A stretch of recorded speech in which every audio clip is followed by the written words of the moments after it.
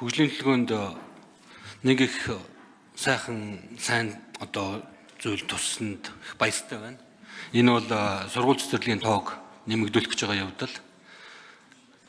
Төлөвлөгөөгөр бол ашиглалтанд орох 37 сургууль, эхлүүлэх 47 сургууль, ашиглалтанд оруулах 38 сургууль, эхлүүлэх 45 сургууль гэсэн байгаа 28 он хүртэл. Энэ бол одоо дутагдaltaй байгаа сургууль цэцэрлэгийн тоонд бараг гүйцэтгэхээр ийм тоо. Энд бол маш сайн мэдээ. Бид одоо нийтдээ 2.8 их 80 төгрөгийн одоо зардал төсвөлөгдөх юм шиг байна. 28 он хүртэл ядаж сургууль цэцэрлэгийнхаа энэ хүртээмжтэй байдлыг нэмэгдүүлэх нэ. Энэ маш сайн зүйл юм аа. За гэтэл ард нь санаа зовоос нэг асуудал байгааг бас ярихгүй болохгүй байна. Өнгөрсөн жил бид нэр багшийн дутагдaltaй байгаа багшийн тоог 4000 гаруй гэж тооцож ирсэн бол энэ жил 5543 гэсэн тоо гараад ирсэн байгаа. Энэ тоон дээр судалгаан дээр ажиллаж байгаа гал бодрох гүшин бодоо яг миний хажууд байж юм битээр яриа сууж байна. Энэ олон сургууль цэцэрлэг нэмэгдэхээр энд чин ажиллах багш нар хаа байгаа юм бэ гэдгийг бид нар бодох хэрэгтэй байна. Заашгүй Наранбаяр сайд ороод ирсэн байна. Тэгээд би бол жаахан сэтгэл дундуур байна шүү. Наранбаяр сайдаа уучлаарай. 45 хоногийн дотор багш бэлдээд нөгөө олон мянган багшийнхаа одоо дутагдлыг бид нар нөхөж бол чадахгүй энэ жил бараг тодорхой болох шиг боллоо. Боловсролын салбар дээр бид нэр хоёр том зүйлийг ярих байгаад байгаа. Нэг нь бол энэ цэцэрлэг сургуулийн одоо дутагдaltaй байдал, нөгөөх нь багшийн дутагдaltaй байдал. За ингээд хөгжлийн төлөвлөгөөг харахад багшийн дутагдaltaй байдлыг яаж арилгах тухай наривчилсан заалт юм уу? Эсвэл одоо ямар бодлого байх хэсэг нь тодорхойгүй байгаад ах юм. Энийг нэг тодорхой болгомоор байна. Бид нар баахан сургууль цэцэрлэг барьдаг, тэнд ажиллах багшгүй байх юм шиг ийм нөхцөл байдал руу 28 онд яваад орчих юм шиг харагдаж байна. Энэ дээр би нэг хоёр зүйлийг ялгаас алгаа хэлчихмээр байна. Багшийн мэрэгжил эзэмшиж байгаа оюутнууд дундаас нь төгсөхгүй гараад байна. За мөн багшийн мэрэгжил эзэмшчээд багшаараа ажиллахгүй байна. Би бас байнгын орон дээр хэлж ирсэн Монгол багшгүй биш, багштай. Багш нар маань Солонгост байна гэд би хэлж ирсэн. 2010 оноос хойш багшийн мэрэгжлэр 47173 хүн төгссөн бол түүний 18028 буюу 38.2% нь багшийн мэрэгжлээр ажиллаж байна гэсэн ийм судалгаа бас гарсан юм байна. Өөрөөр хэлбэл яаж багш нараа ажлын байран дээр нь тогтоох вэ?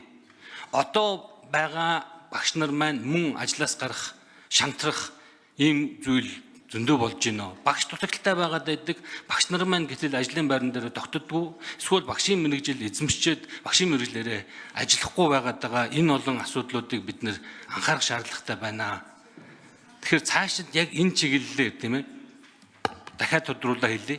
Багш нараа ажлын байран дээр нь байлгах, багш мэрэгжил эзэмшээд багшаараа ажиллах тал дээр ямар арга хэмжээ авч ямар бодлого хэрэгжүүлж ажиллах юм бэ? Би одоо зөндөө хэлсэн.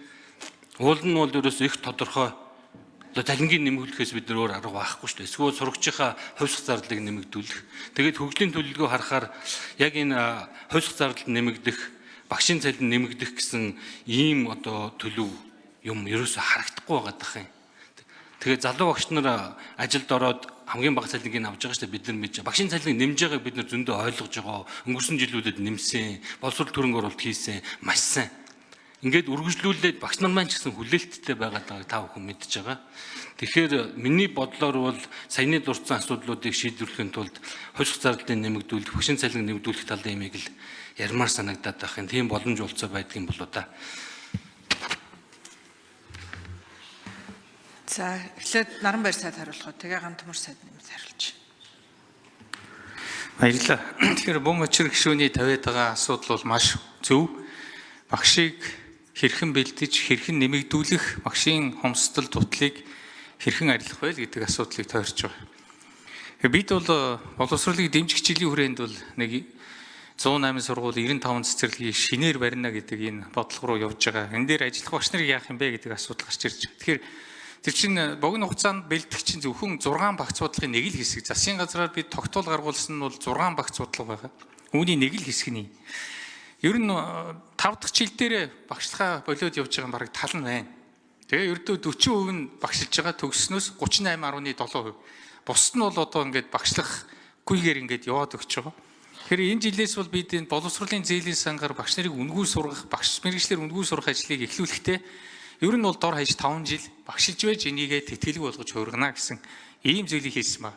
Мөн боловсролын зээлийн сангийн журам дээр бас энэ өөрчлөлт оруулаад төрийн албан хаагчдыг гадаад дотоод бэлтгэх энэ иж бүрэн энэ бодлогыг зарласан. Энэ хүрээнд бол багш нар орж байгаа. Түүний зэрэгцээ өнөөдөр бид багшлах энэ боловсон хүчин рүү хүнийг өрж оруулахын тулд яахын аргагүй үндсэн одоо язгуур шинжтэй шийдлүүл ердөөсөө үндсэн цалин өсөхөд л байдаг. Өнөөдөр үндсэн цалин 1,485 мянган төгрөг байна.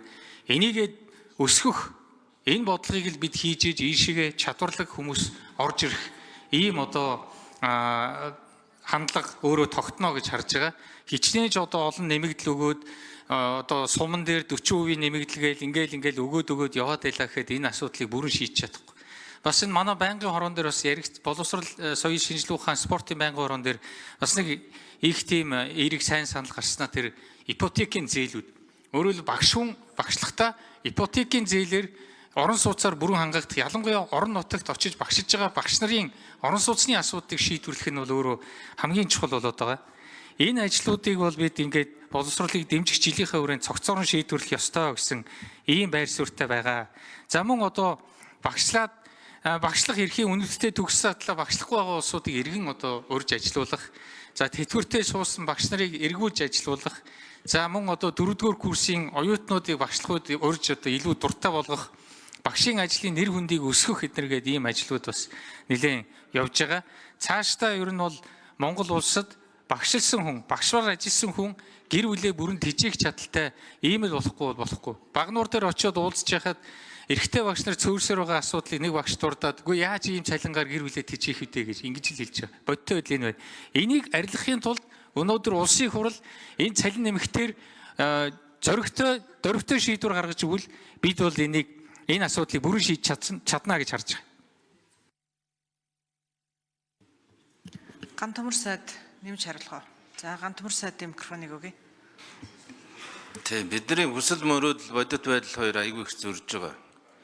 Гол нь энэ багштай холбоотой асуудал дээр Бум учир гишүүн, Галбадрах гишүүн энэ төр бол мөн чанарыг нэг сайн хараасаа гэж би одоо чин сэтгэлээсээ хүсэж байна. Ялангуяа тэр цөм хөтөлбөрийн үнд зүйлийг та хоёр маань нэг олоо харчмаар байна. Сургуулиудад эрх шилжих асуудлыг бүрэн утгаар нь шийдэх хэрэгтэй. Боловсролыг арай өөр дээрээс нь харахгүй бол одоо явахгүй. Махан байдлаар хандаад одоо бид нар бол асуудлаа шийдэж чадахгүй. Тийм учраас бол боловсролоо арай өөрөөр хараад цөм хөтөлбөр гэж яагаад хийсэн бэ гэдэг тэрний үнэт зүйлийг олоод харчих юм бол багшийн асуудал шийдэгдэнэ. Боловсролын асуудал шийдэгдэнэ. Манайхан нөгөө байгаа зүйлээ хараад байдаг эннийхээ мөн чанар суур нь яагаад эвдрээд байна гэдгээ олж харахгүй учраас өнөөдөр ингэ төөрөөд байгаа юм шүү. Энэ дэр одоо та нар бас нэг философийн хүмүүс байна. Боловсрол судлаа